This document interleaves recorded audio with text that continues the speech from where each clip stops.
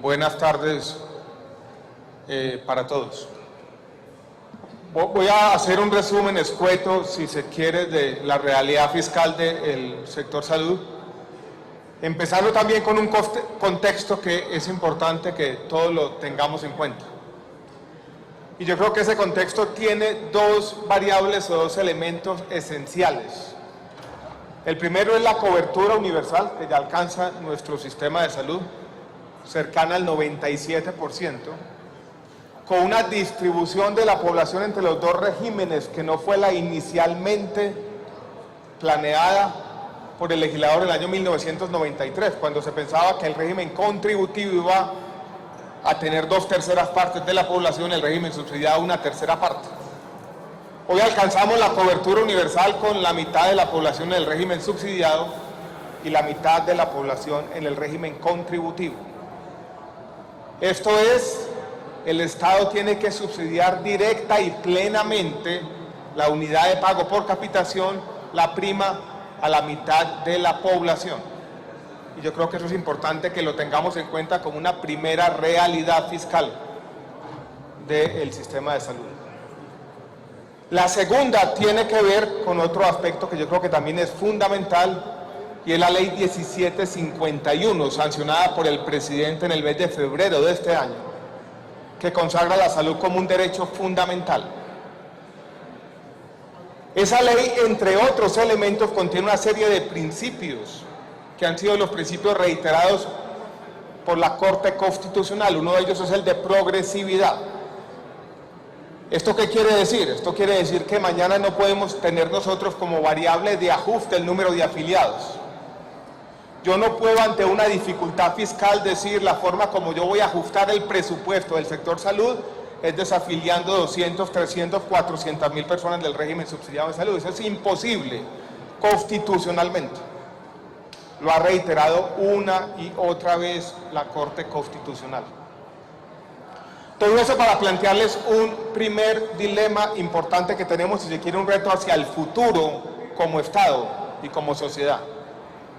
En mi opinión, y lo digo sinceramente, es una conversación que he tenido con el ministro de Hacienda varias veces, los recursos de la unidad de pago por capitación, en particular los recursos del régimen subsidiado, no deberían depender en el futuro del presupuesto de inversión.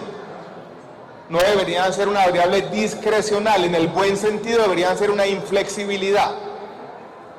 Esto es, yo no puedo decir mañana yo no tengo recursos para financiar la salud en el régimen subsidiado.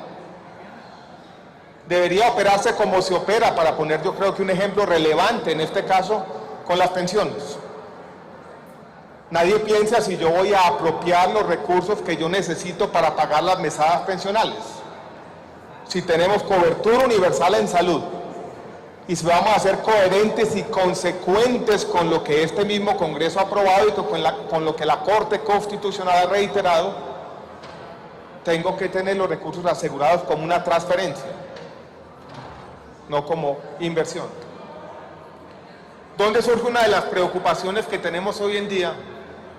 Antes de referirme a los problemas fiscales del presente. ¿Cómo se financia el régimen subsidiado en salud? Ustedes de pronto conocen bien que es una realidad compleja. Tenemos una multiplicidad de fuentes: el Sistema General de Participaciones, las rentas cedidas, los recursos de 1393, los recursos del punto de solidaridad, los recursos de las cajas de compensación, los recursos de coljuegos, y tenemos como variable de cierre final recursos del presupuesto general de la nación de inversión. ¿Cómo hacemos nosotros en este momento del presupuesto? Tenemos unos supuestos. Y aquí quiero hacer un pequeño paréntesis para que todos seamos conscientes de una dificultad fiscal de la forma como hemos venido financiando el sistema de salud. ¿Qué pasa en un momento de complejidades fiscales como el actual? Hay una desaceleración relativa de la economía, bajan los recursos fiscales, pero es en ese preciso instante también donde aumenta el subsidiado vis a vis el contributivo. Esto es, cuando más plata se necesita, porque el régimen subsidiado está creciendo con relación al contributivo, es cuando menos plata hay, porque es el momento en que están cayendo los recursos fiscales. Eso dificulta el financiamiento del sector salud. Quiero dejarles un primer mensaje, una primera preocupación compartida aquí con el ministro de Hacienda. Nosotros tenemos los siguientes supuestos para el presupuesto del año entrante. Régimen subsidiado, que es una primera variable fundamental, porque si no financiamos plenamente el régimen subsidiado, los problemas fiscales y los problemas de los hospitales públicos, de los hospitales privados, pueden verse exacerbados hacia el futuro.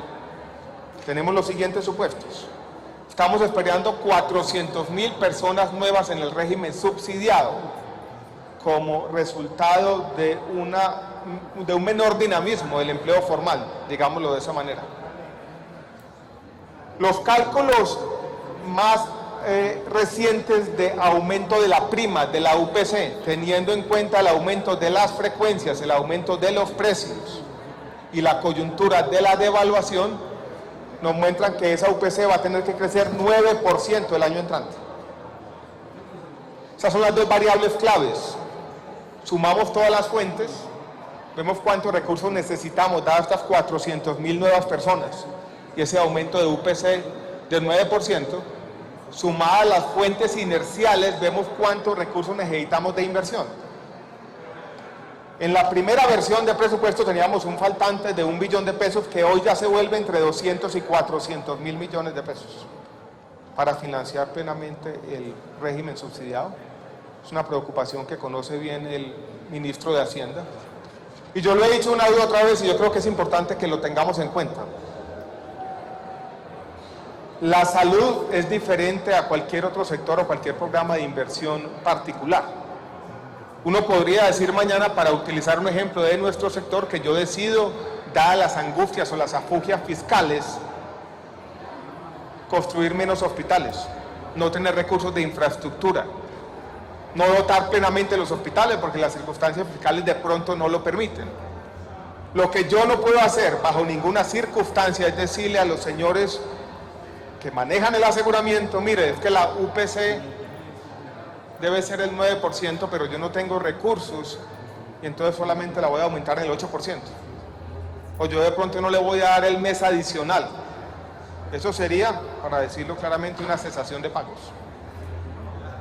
De allí yo creo que la importancia plena, dada, repito, la cobertura universal, el principio de progresividad, la ley estatutaria que consagra la salud como derecho, tener el financiamiento pleno del régimen subsidiado. Eso me lleva a que entendamos un poco los desafíos fiscales de este sector, que yo creo que son de una triple naturaleza. Uno podría hablar aquí de 3 problemas distintos. Uno son los problemas fiscales del pasado.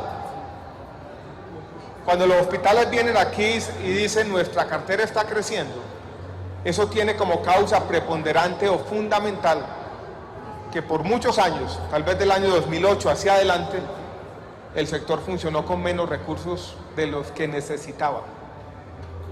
Y eso se tradujo en unas deudas acumuladas muy grandes y en un deterioro patrimonial de muchas de las EPS. Y desde entonces nosotros, si se quiere contradictoriamente, hemos tratado de hacer algo que es imposible de hacer. Y es que con la misma plata de la unidad de pago por capitación, que está calculada actuarialmente para prestar los servicios corrientes, queremos hacer eso, esto de prestar los servicios semana a semana, mes a mes, año a año, y queremos al mismo tiempo, con los mismos recursos, pagar las deudas del pasado. Acumuladas, vuelvo y repito, porque en muchos momentos, sobre todo con el tema del no POS, gastamos más de lo que teníamos. De allí que nuestra estrategia ha sido desde entonces buscar recursos adicionales a los recursos de la UPC para ir resolviendo ese pasado problemático. La ley del plan de desarrollo, para darles un ejemplo, contempla que algunos recursos de las cajas de compensación, tanto del 625, de la 1438, como del 4 subsidiarios, puedan utilizarse para que los programas de las cajas de compensación de salud paguen deudas del pasado. Hemos liberado recursos de las entidades territoriales.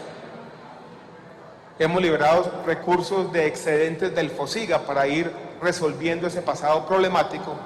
Y hoy tenemos, para resolver ese tema, llamémoslo de esta forma, la crisis del pasado, una estrategia que se basa en esencia en 2 puntos. La reglamentación de la subcuenta de garantías del FOSIGA, que le va a dar liquidez al sistema por más de 1 billón de pesos, fundamental.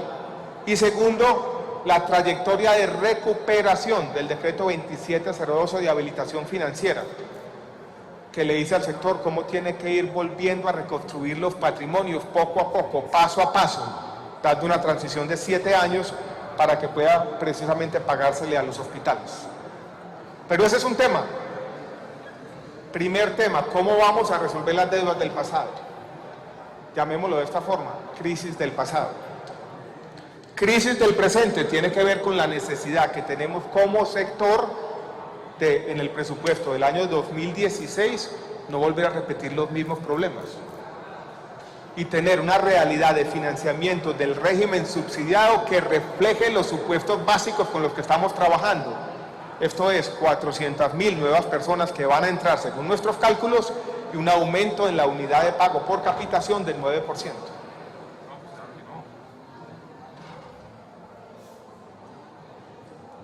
Ese es un segundo tema. El tercer tema, que a veces se confunde en la discusión pública, tiene que ver con los problemas que estamos anticipando de financiamiento una vez implementemos plenamente la ley estatutaria y ya no tengamos pos y no pos, y tengamos un plan de beneficios más amplio. Es en ese contexto que el Ministerio ha hecho una propuesta de que este sector necesita más recursos hacia el futuro, pensando en un horizonte de 3 o 4 años. Ahí aparecen algunas de nuestras propuestas que ustedes de pronto han oído. El impuesto a las bebidas azucaradas, que los rentistas de capital puedan contribuir lo que no están contribuyendo, y de pronto mayores contribuciones a los salarios y pensiones más altas. Pero tenemos que ser capaces de discernir los diferentes problemas. El pasado acumulado, donde necesitamos mayores recursos, reglas claras y estrategias de liquidez. El problema del presente, que se refiere o concierne sobre todo lo que estamos discutiendo aquí, el presupuesto del año 2016. Y los problemas del futuro, donde vamos a necesitar mayores recursos y donde vamos a necesitar una estrategia para ser capaces de pagar por las innovaciones que el país necesita y no por las que no necesita, como pagamos en el pasado. Vuelvo y repito, hablando del presente, la preocupación preponderante es financiamiento, régimen subsidiado, donde todavía tenemos un faltante entre 200 y 400.000 millones. ¿Qué otras preocupaciones tiene el Ministerio de Salud? Y voy a dar una conversación que tenemos con el Ministerio de Hacienda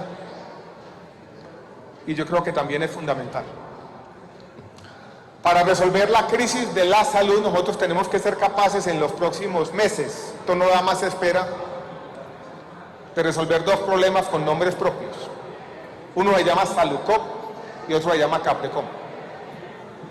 El problema de Salucop, en lo que compete a los recursos disponibles, no pasa por aquí, no pasa por la discusión del presupuesto, ya está resuelta. Y está resuelto con los mecanismos financieros que creó la reglamentación de la subcuenta de garantías. Y que nos va a llevar a finales de este año a una solución definitiva al tema de Salucop. La problemática de Caprecom es diferente. Caprecom, ustedes lo saben bien, es una EPS del Estado con más de 3 millones de afiliados. La disyuntiva a la que nos enfrentamos y que debe ser clara para todos en el tema de Caprecom es la siguiente. El decreto 2702 plantea una necesidad de capitalización. Habría que capitalizar a Caprecom en más de 1 billón de pesos si quiere seguir existiendo, dadas las reglas de juego que el Ministerio ha definido. La pregunta retórica que uno podría hacer claramente es: ¿vale la pena capitalizar a Caprecom con 1 billón de pesos? La respuesta más o menos inmediata, yo creo que unánime, sería no, no vale la pena. Y si no se capitaliza, entonces no puede seguir existiendo dadas las reglas de juego que tenemos. Si a eso le sumamos, si a esta realidad normativa financiera le sumamos los problemas de atención, usted lo conoce bien, doctor Villalba, la queja de las empresas sociales del Estado repetidas, Nosotros no tenemos alternativa distinta a hacer una liquidación ordenada de Caprecom empezando este año.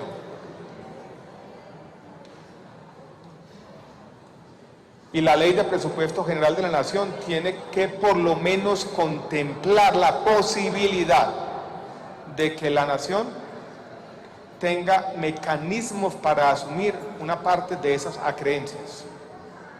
Entonces hemos venido trabajando con el Ministerio de Hacienda y con algunos de los ponentes en una disposición general que le permita a Caprecom asumir parte de ese pasivo. Que yo lo digo claramente como ministro de Salud. Caprecom es una EPS estatal y la Nación no puede lavarse las manos y decir esas deudas son problema de las empresas sociales del Estado o de la red pública privada que contrató en su momento con Caprecom. Entonces en eso hemos trabajado y yo creo que eso también es un elemento fundamental de lo que tiene que aportar el Ministerio de Salud a esa discusión. Tenemos otros asuntos que son los asuntos concernientes al presupuesto general del Ministerio, recursos de infraestructura, que no teníamos, pero la buena noticia es que ya hay la voluntad de tener un presupuesto para infraestructura hospitalaria. Las necesidades son inmensas. Un cálculo a mano alzada del Ministerio muestra que, por ejemplo, para llevar la red pública de hospitales a las condiciones mínimas de habilitación, lo que el mismo Estado exige, se necesitaría en el año entrante más de 500.000 millones de pesos. Esa plata no está, pero que por lo menos tengamos 100.000 para ir resolviendo las necesidades más urgentes. También necesitamos financiar los programas de promoción y prevención del Ministerio y en particular los programas de vacunación, que no pueden dejarse desfinanciados así la coyuntura sea difícil. Entonces yo quiero dejarlos con el siguiente mensaje general como Ministerio de Salud. Hemos visualizado 3 problemas financieros. Uno, los del pasado, y para eso ya tenemos los instrumentos legales, los estamos resolviendo poco a poco. Para resolver ese tema no podemos seguir insistiendo en esta contradicción de que con la plata de la UPC vamos a prestar lo corriente y vamos a resolver el pasado. Más recursos son necesarios, pero necesitamos también mecanismos de liquidez financiera. Segundo tema, la preocupación que tenemos sobre el cierre del financiamiento del régimen subsidiado año 2016. Tercer tema, la necesidad de tener aquí instrumentos para poder lidiar con el problema emergente de Caprecom. Y cuarto, la voluntad ya expresa de que en el presupuesto existan recursos para que podamos seguir resolviendo los problemas de obsolescencia tecnológica e infraestructura de los más de 950 hospitales públicos del país. Yo creo que, señor presidente, con eso hay un resumen de nuestras preocupaciones y quedo abierto a las preguntas. Gracias, señor ministro.